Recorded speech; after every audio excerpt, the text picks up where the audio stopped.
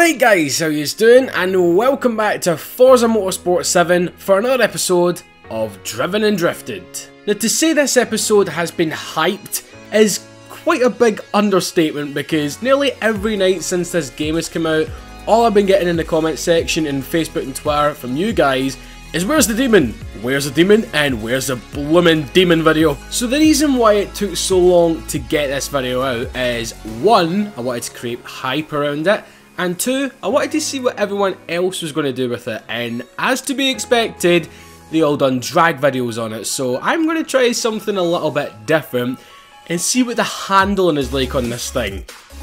Oh God help me. But in terms of the aesthetic front, you've got to admit, this is one of the most mean machines on the streets. It just looks incredible, especially in this lime green, which I've not seen a lot of people use for it, even in real life, let alone Forza. I think it looks absolutely badass with the black sort of carbon slash matte bonnet, and just like the black spoiler at the back and everything, and of course the wheel arches. In my opinion, it's basically a Liberty Walk Challenger from the factory. But here is the interior, big and bulky like you would expect in a muscle car. Don't think it looks too bad. You get quite a lot of like carbon fibre bits and stuff like that. Looks very, very nice indeed. But let's hear how this big 6.2 litre supercharged Hemi V8 sounds.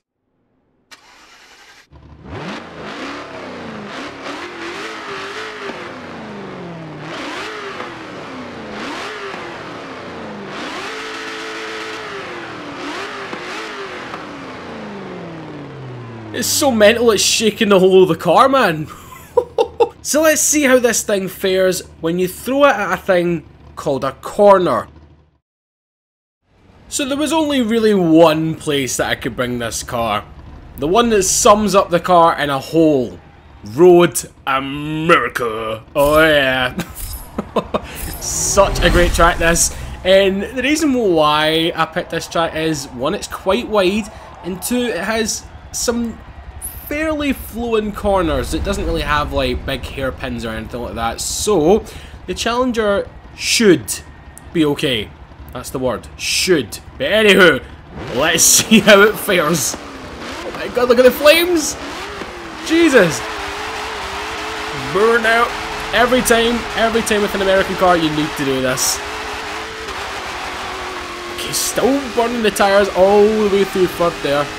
Now, I've seen some people can get this thing wheeling across the line. I don't know if you need to tune it, but right now, I don't really care about that. I'm just trying to see how this thing fares around the corner. So far, in the first corner, it's alright. You can see that it wants to already get sideways. Hold on, into 4th gear here. Taking it relatively slow for the first lap, man. I don't want to be a complete sideways hoonigan already. Listen to that supercharger, man! I mean, I thought the Hellcat was loud, but god damn. Now the brakes, how are they? Not too shabby either, man. It tends to be like in Forza games, like all the American cars have like great brakes, and then like the sports cars and shit have crappy brakes. I don't know why that is, but for example, the Z28 Camaro, the Hellcat even has really good brakes as well. Kind of weird. So far, I'm quite liking it. Which I never expected to say. Like, I know it's a car, it needs to be capable of going around a corner, but it's one of the most talked about, like, draggish cars for quite some time. And it seems to be doing pretty damn good. Yes, I know it's a video game, I know it's not real life. I am judging the handling on a video game car, because quite a few people in the past have been like, oh, why are you talking about the car as if it's in real life? No, I'm talking about the handling in the game. Right, so the specs in this thing, I'm sure you've all heard it by now, but if you haven't already, I will let you guys know. It's got a big supercharged 6.2 litre Hemi V8 pumping out 840 horsepower, so that's basically 130 horsepower, essentially more than a Hellcat, which is bonkers. 770 foot-pounds of torque, and a 0 to 60 time of a Bugatti Veyron beaten 2.3 seconds. Holy moly. And in the game, it has a top speed of 208 miles an hour, and it weighs, get ready for this, 4,248 pounds, or if you're here in the UK or Scotland, that is 1,926 kilograms. Basically, you're talking about 74 kilograms off of 2 tons. That's blowing Bentley Continental territory and Range Rover territory. And this thing is 840 horsepower. Now, another thing that I wanted to mention about Forza Motorsport 7 is that they finally made the flippy paddles move. Wait till I change up a gear. Look at this. See what I mean? That is really cool, because in other games they just kind of left it. Didn't see them do it in Horizon 3, I didn't see them do it in Forza Motorsport 6, so it's good. Very good. Let's see if we can have a little bit of fun right now. Okay, 4th gear, hanging it around the long right-hander.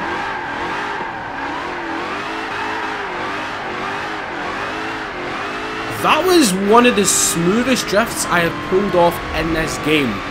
And it's in a big tank of a car like this, man. I mean, I like my heavyweight cars for drifting, but I didn't expect a 2-ton muscle car to be that good. I mean, I'm kind of struggling to figure out how they're going to one-up this. I mean, is it seriously going to get to like the 1,000 horsepower level? And what are they going to call it? Like, we've had the Hellcat, we've had the Demon, and we're going to call it the Devil or something? Or like, the Satan? That'll be mental. Right, I know you guys are probably going to want me to try this, so I'll try and wheelie it off the line. I don't know if it's going to work or not. We'll give it a go. 3, 2, 1, go. Nah, you definitely need to do something with the tuning, don't you? So if any of you guys can let me know, that would be greatly appreciated. But let's see what we can get in terms of top speed out of this now.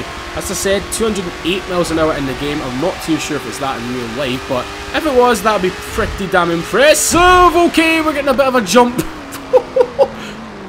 Oh man, the boat is flying.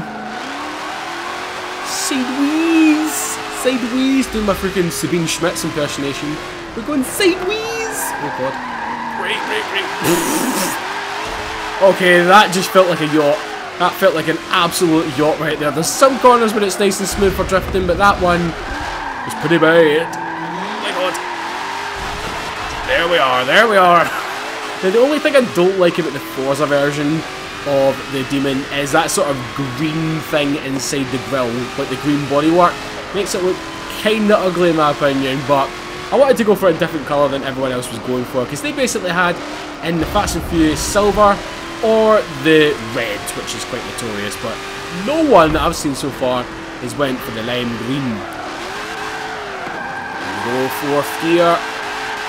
Wrong way around the big left-hander this time. Oh god. Ooh. Yeah, I handled it pretty damn well there, man. Now, considering the last car I reviewed was a proper agile, proper track muncher, the Porsche 911 GT2 RS, jumping from that to this is obviously a hell of a big difference. But at the same time, I think they're on par near enough for the drifting. Obviously, this is a lot more wallowy than the Porsche, but it can still hold some pretty damn big angles and some pretty damn big slides as well. See if we can change into 3rd gear, kick the clutch and the handbrake. Yeah, boy! Oh, this is just a riot, this car, man.